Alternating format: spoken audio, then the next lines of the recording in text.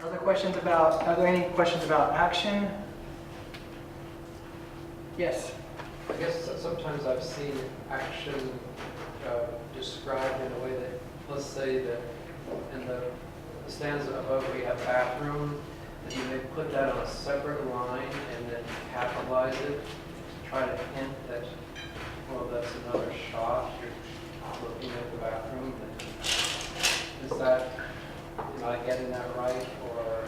It's certainly permissible, but maybe it is a bad example because I'm just taking what you have. right. Yeah, it's not very important to this scene that we see that bathroom. Maybe if it's a but if it were or something like that, what lies beneath, the bathroom was very important in that film. And if you wanted to see a shot of just the bathroom, water flows out of the bathroom. That simple sentence could be its own action shot, of course. It's very important. You're talking about underlined? Did you say? No, it would be capitalized on a separate line. Okay. No, that would be a scene heading, if anything. When you put things in all caps, and I encourage you not to overuse that. There are several things that can put in all caps. First of all, characters. Sometimes objects are put in all caps. Usually that's television, though. Again, if there's a candlestick, the producer needs to know to get a candlestick for that shot. It's important.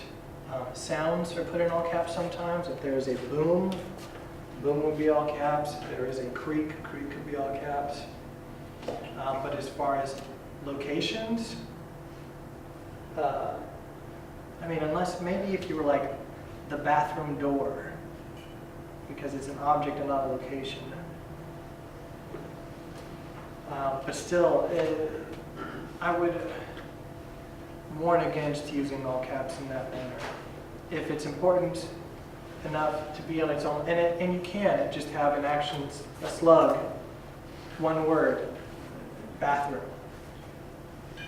Especially, okay, somebody needs to go to the restroom on a road trip, and they're holding it. You see them scan the room, and then on its own line, bathroom, and then solely sprints for that door, because that would be its own shot, definitely, and it's very important to that moment. He needs a bathroom. Does that answer your question? Yeah, I think so. This is another time that I usually bring up this book again, House of Leaves, because there's some really exciting moments in here that happen as there get to be less and less words on the page. So you're physically turning the book faster and faster to try and keep up with what's happening in the story. And action paragraphs can be the same way. The reader will have to jump quicker and quicker to smaller sentences. The more you break up your action, the quicker the pacing. You do run the risk of being too quick and too sparse, which would get us off that 1 minute mark. If every single sentence is a single sentence, you're going to miss that 1 minute mark as far as script formatting. And then it detracts from each of the sentences if they're all the same. Does that make sense? All right, I'm going to drink for you.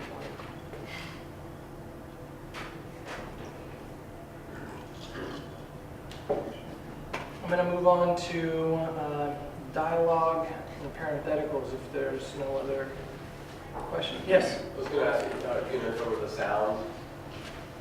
Sounds? Yeah. Usually sound is described in the action. There are two areas of sound. There's ambient sound, and then there's specific sounds like songs, violin plays, stuff like that. If it's something as simple as a violin plays as they're having a romantic dinner, that would be in the action. There wouldn't necessarily have to be anything special about it.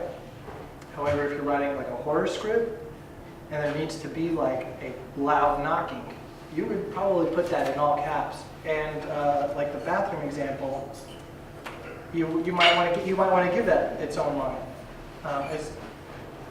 But usually that type of noise, if it's going to be all caps, is automatopoeia as opposed to sounds of a violin would not be all caps. It would be, although I don't know how to make the sounds of a violin automatopoeia. That's generally when you would all caps it. Specific songs, probably not going to happen. I warn against using specific songs unless you have written them yourself and own the rights, because they're just hard to get producing wise. But for example, I wrote a script about a woman who wants to be a country singer, and so and this is the great part about being a writer, is I wrote these songs. I have no clue what the tune is. I didn't write the music. I just wrote the lyrics, and I'm just saying she sings, and this is what she sings. And it's important for her to say these lyrics, and I don't have to come up with the music. Yes. I have a question for you about dialogue. Is the character allowed to use dialogue from the song as dialogue? Yes. But again, you're running into, like, you're going to have to get the rights to that song most likely. What if it's something that is meaningful to the character? Oh yeah, if it's going to be, always include it in your script if it's important. Is there a cutoff to how many words that you can use? Or? Not that I know of. I think in fair use you can use 20 seconds of practically anything, but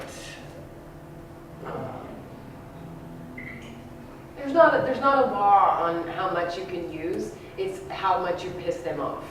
And if you use a line, that's the truth. If you use a line and you're referencing pop culture, you can use fair use because it's pop culture and it's something people use. But you can't, once you do like 4 and 5 and 6 and 10 lines of a song, then that's copyright violation. You're using somebody else's work. Dialogue, it's not actual. I understand, but if you write it out, it's stealing someone else's work. If you reference it, it's fair use. So like you can say a few words like to reference something, but if you start saying the whole lyrics, then you're gonna piss somebody off. So and it's a gray area. It gets The black. same goes for poetry, like Dr. Seuss or something, my character. yes, definitely. But you know, there are plenty of,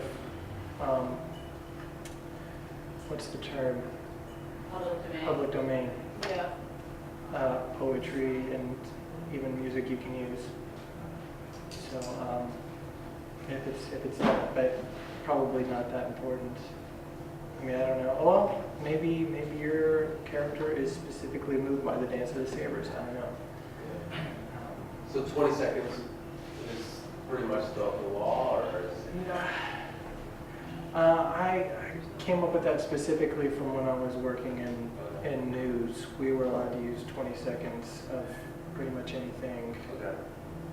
But use is different than anything you're trying to produce commercially. Yes. You can get away with a lot more than anything produced for a commercial. So I don't know if 20 seconds applies to a commercial use. If you're trying to make money off of it or it's commercial, then you're going to run into a lot of issues. Okay. You just need to get permission and pay a royalty. Well, you get permission and royalty. Yeah. It's a big jest. Depending on what it is. You know, if it's your cousin, you know, that's one thing. It's a Beatles song. Watch out. Although, to be fair, Richard Kelly did just write Sam Raimi and say, hey, can we use The Evil Dead in Donnie Darko? And he's like, yeah, go for it. So, no royalties there. Just go for it. Is there another question over here?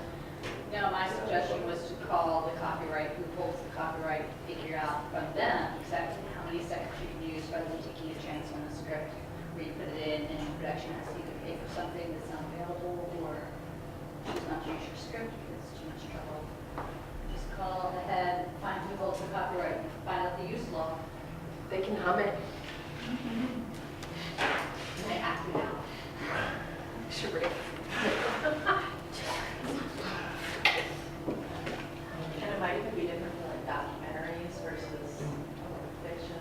Documentaries just Technically, fair use only applies to documentary and But delivering information that's of value to the public, if it's narrative in nature, technically fair use doesn't apply at all. But they seem to let it go if it's small enough. Whoever holds the copyright really would be the best.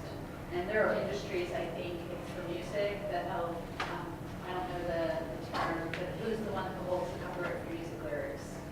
Oh, I have to ask David, but it's the one for, it's the publisher of the sheet music is what you want.